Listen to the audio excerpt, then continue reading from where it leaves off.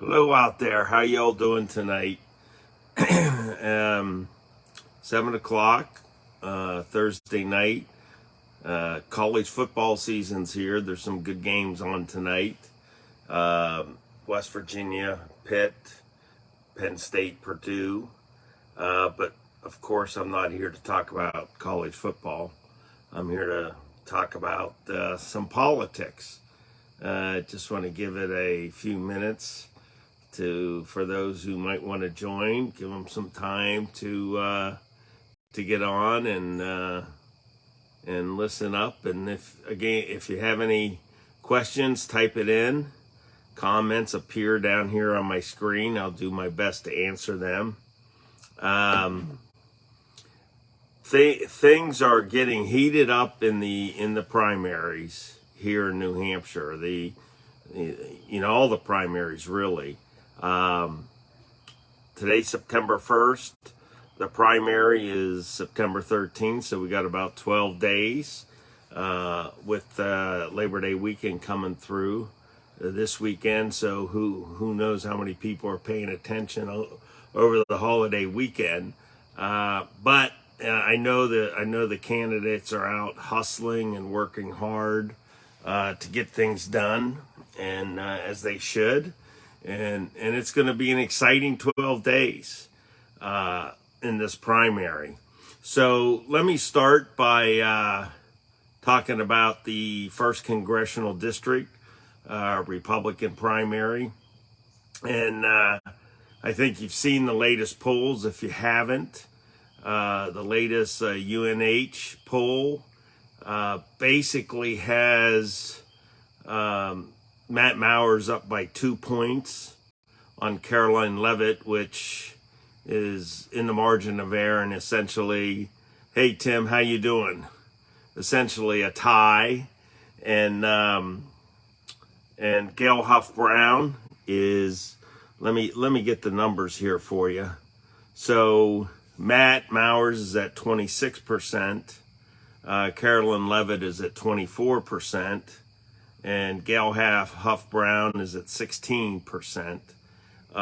Russell Prescott and Tim Baxter are behind at 4%. Now let me tell you something about this poll, and all the polls for that matter, is as a former candidate, I can tell you that when a poll comes out like from UNH and it's good for you, you love it. It's a great poll.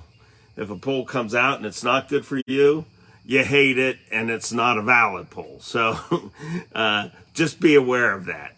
And also understand that these polls are just a snapshot in time. And I think the important thing about polls is what are the trend lines. And then also you should know that in this UNH poll, the undecideds were 26%. So still a lot of people undecided. Still opportunities for the candidates to move the needle. Now, what I think is important about what this poll is telling us now is when you look at it, historically, and what have the candidates done since they started their campaigns? And if you look at that, Matt Mowers, I think 8 or 9 or 10 months ago, I forget exactly when that poll was, he was up by 20 points, I think, on everybody, maybe even more. He was way, way, way ahead. And the others, Carolyn Leavitt, Gail Huff Brown, were very low in the polls. So the trend lines have been bringing the candidates together. And so in fact, I look at this, I consider Matt and Caroline as essentially tied. And this poll was probably, I think, a week ago. But the trend line is, Matt has been coming down, Caroline has been going up, Gail Huff Brown has been going up. And we'll see how those trend lines go. Now, the interesting thing about all this is, I don't know, I was, hi Pam, thanks for saying that. You know, I like I said many times, I read a lot, I pay attention to stuff, and I noticed last night that there was a super PAC that did a filing, and they have to file and say how much money they're going to spend, and whether it's going to be support or oppose a candidate. So, so last night I saw a filing where a super PAC is committing $500,000, $500,000, opposing Caroline Leavitt. So that tells you something too, that whoever that super PAC is supporting, and you really don't know. You could find out. Some of them say it, some of them don't.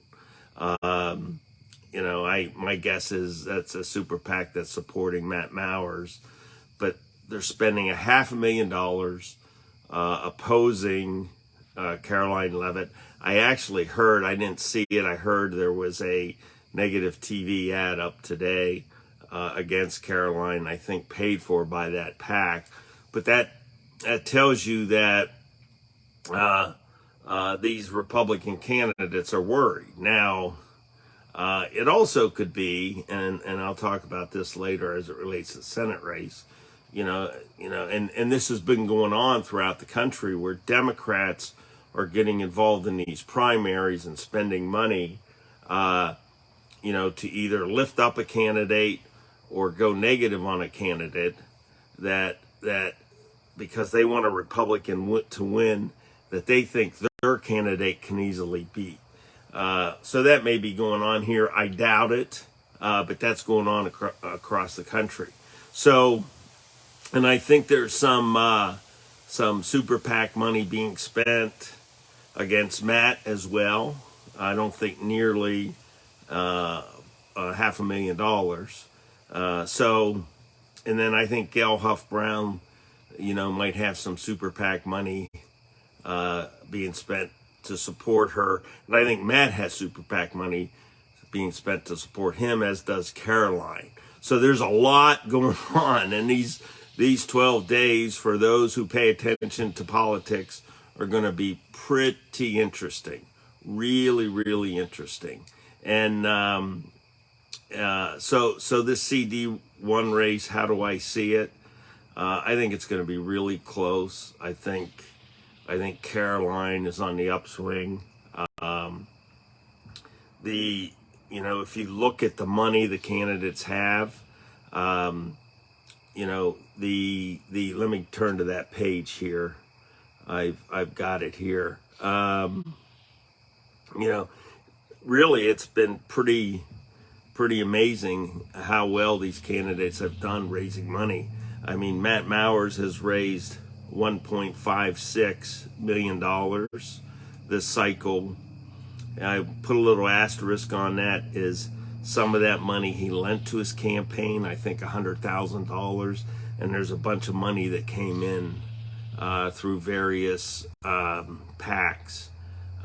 So he raised, I think, about $1,250,000 from individual donors. He's got $750,000 on hand. So he's well funded. And then when you look at the super PAC money, there's a lot of money that's going to be spent in these last 12 days. Although they need to save some money for the general election too. Caroline's raised $1.266 million. With about $600,000 cash on hand, which I got to tell you, for a first-time candidate, who's doing this for the first time in a congressional district, that's an amazing amount of money that she's raised, and I think a lot of that money's come from New Hampshire. Gail Huff Brown has raised just over $1 million with $434,000 on hand. And Tim Baxter's raised $800,000. About $300,000 that was a loan. So the interesting thing is Chris Pappas has raised about $2.8 million and has $800,000 on hand. So it looks like the winner of this is going to be in a position to compete financially with Chris Pappas. So, I think, how do I handicap this race? I like I said, I think Caroline and Gail Huff Brown are ascending and have been ascending throughout the campaign. Matt Mowers, has been descending. Although I think he might have leveled out his descending. But even given all that, keep in mind, there's a large percentage of voters that's undecided, which get out and vote. And so I think what happens over these next 12 days is going to have a huge impact on the CD1 primary. Absolutely huge impact. And so pay attention. Tell your friends and neighbors to pay attention, that they ought to get out to vote. And we'll see which candidate can withstand the pressure, can get their message out.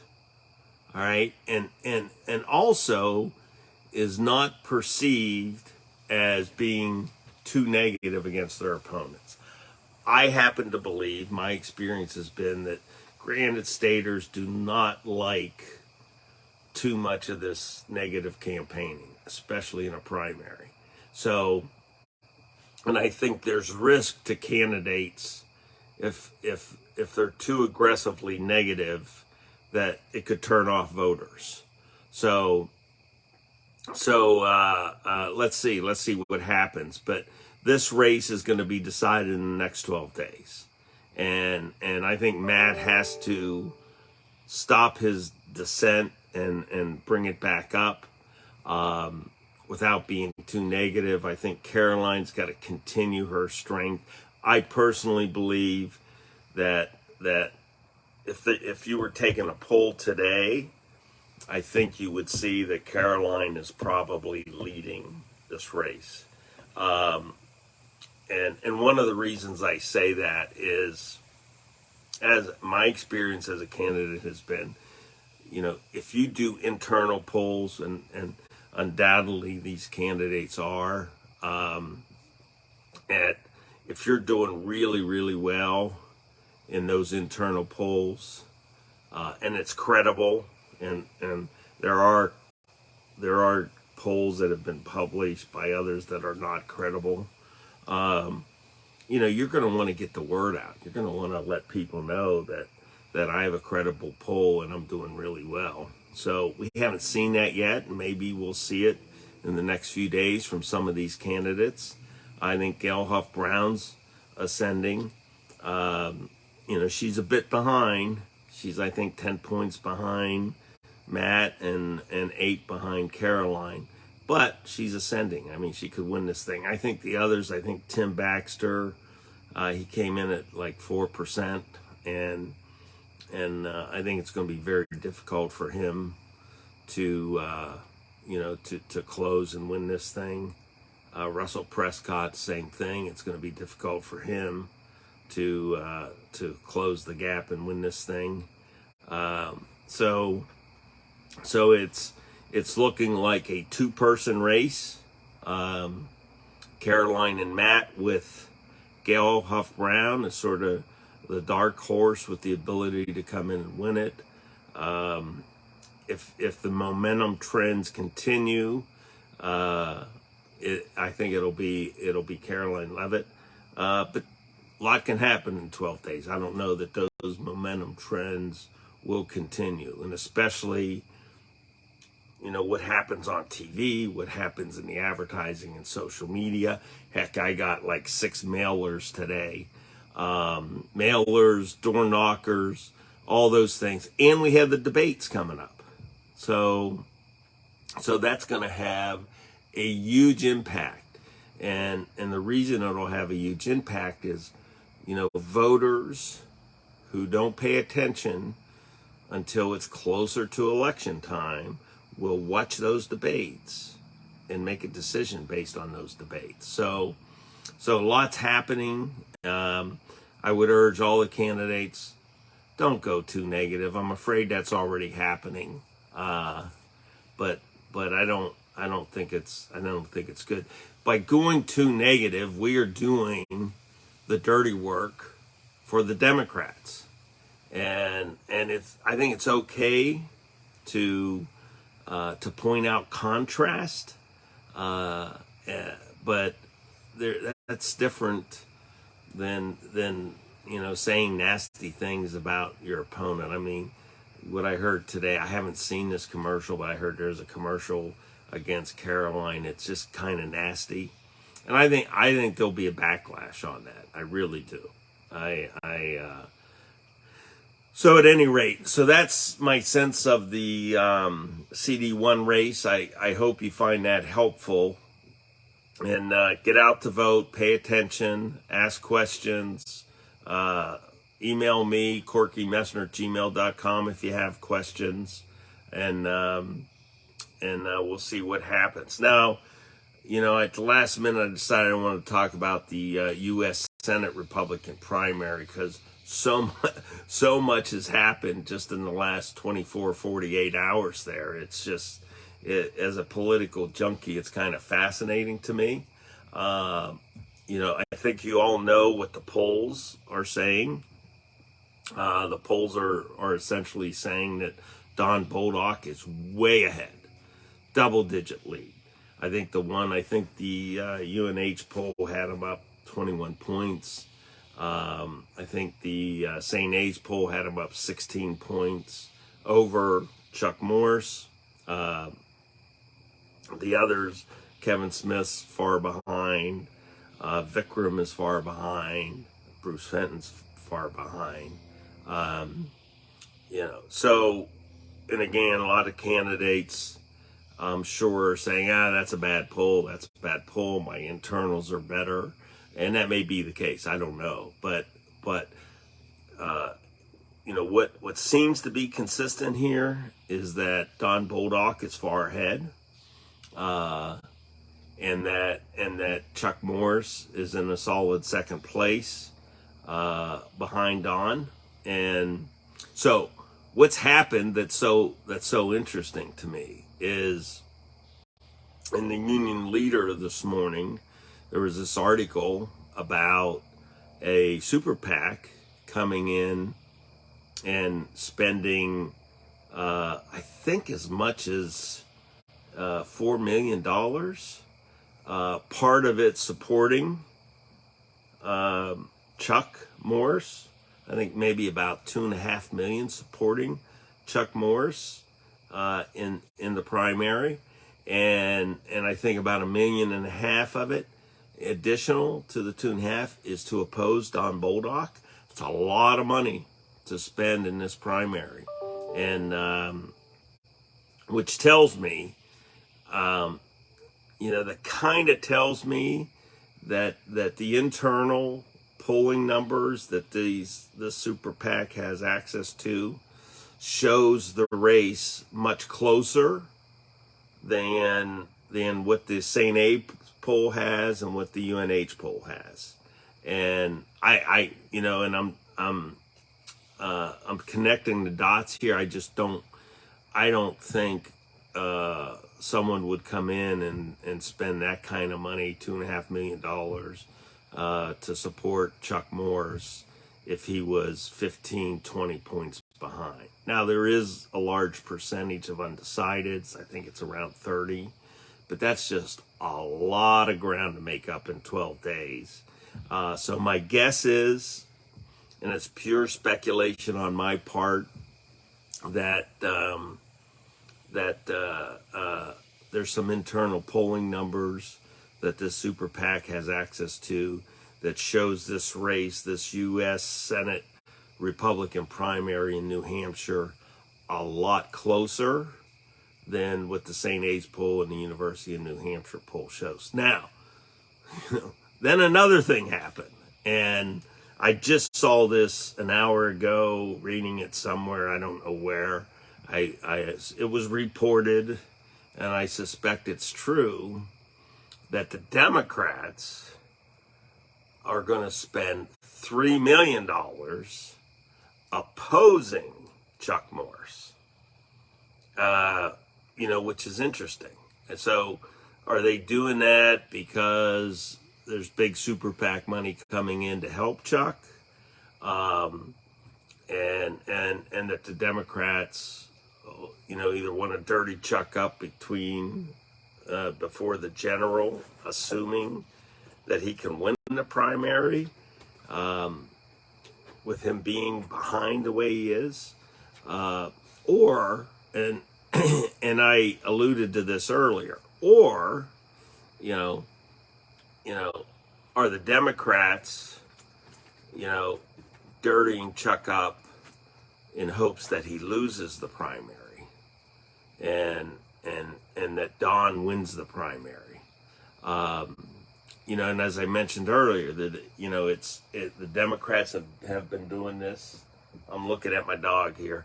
The Democrats have been doing this throughout the country, where they jump into these Republican primaries to influence.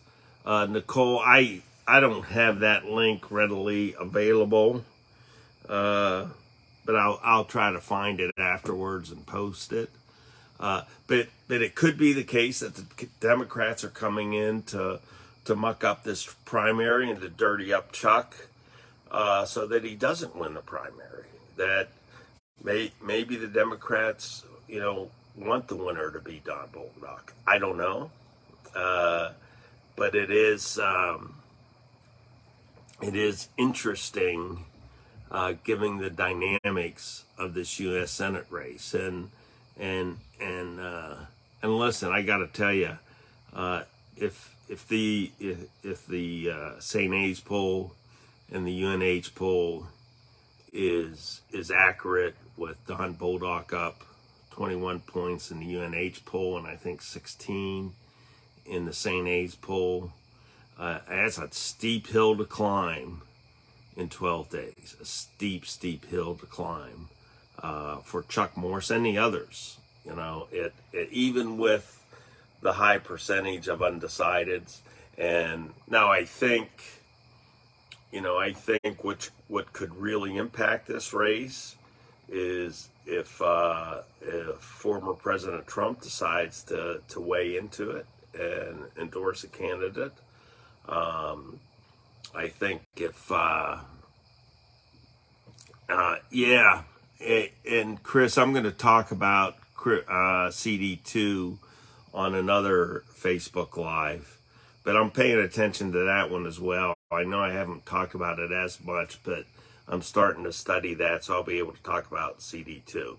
But at any rate, I think if former President Trump comes in to one of these races, I don't know where my dog went, if he comes into the U.S. Senate race, I think it could really change the complexion of the race, especially given the high percentage of undecideds.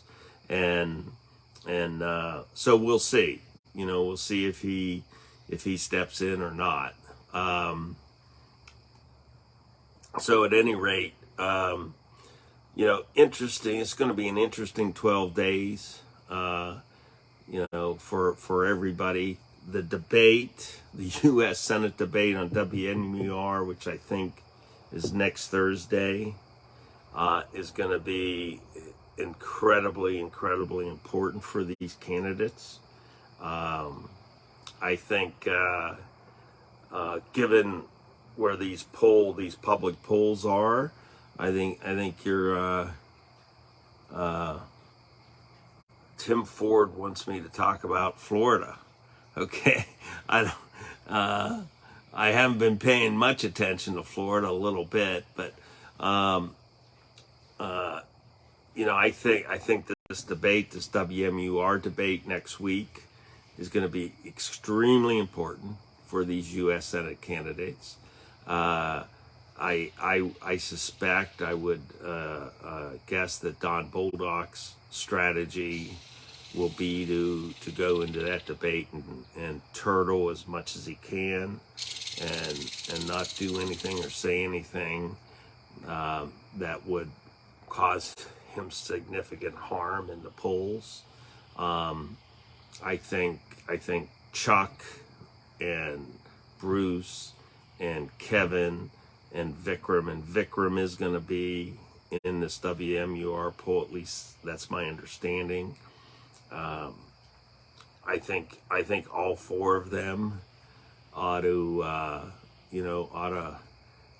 really try to demonstrate the contrast between them, each one of them individually, and Don Boldock, and especially given the distance here. So it will be a very, very interesting debate, and I urge everybody to pay attention to that debate. And with all this going on, it's pretty fascinating. How are we going to win? How are we Republicans going to win the general election? I mean, that's the important thing. I was studying the U.S. Senate map the other day, and it's concerning to me that when you look at the U.S. Senate map, that it's looking very difficult for the Republicans to gain control of the Senate, and that makes this New Hampshire election extremely important. I think there's probably 10 seats that are competitive, 10 Senate seats, and not counting those 10, it's 45-45. And my concern is, out of those 10 seats, I think 3 of them, 3 or 4 of them are looking really strong for the Democrats. So this election here in New Hampshire is incredibly important. The only way we're going to win it is we can't dirty each other up too much in this primary. We cannot dirty each other up too much in this primary. And then secondly, and most importantly, is whoever wins the primary, everybody's got to come together and support the winners of the primary. Everybody. I know that there's some efforts going on. I don't know where my dog went. I know that there's some efforts going on. Chris Ager is leading an effort to raise money for the winner of the U.S. Senate primary, and that whoever wins will have that money. And I will say right now, I've donated to that effort. So I've already donated to the winner of the U.S. Senate Republican primary, no matter who it is. So we have to come together to win after the primary. We all have to work for the winner. We have to support the winner. If you can afford to give a few bucks, give them to the winner. Give some money to the winner, and work and volunteer and go to sign waves and really help whoever wins the primary. Well, listen, I've got to jump off right now, and I could go longer, but I just got a message that my dog's out here running around somewhere. So listen, thank you so much for listening and taking part. Good attendance tonight. I'm going to be on here sooner than next Thursday, so pay attention, and I'll do some other Facebook Lives. Thanks so much, and have a great night. Bye-bye.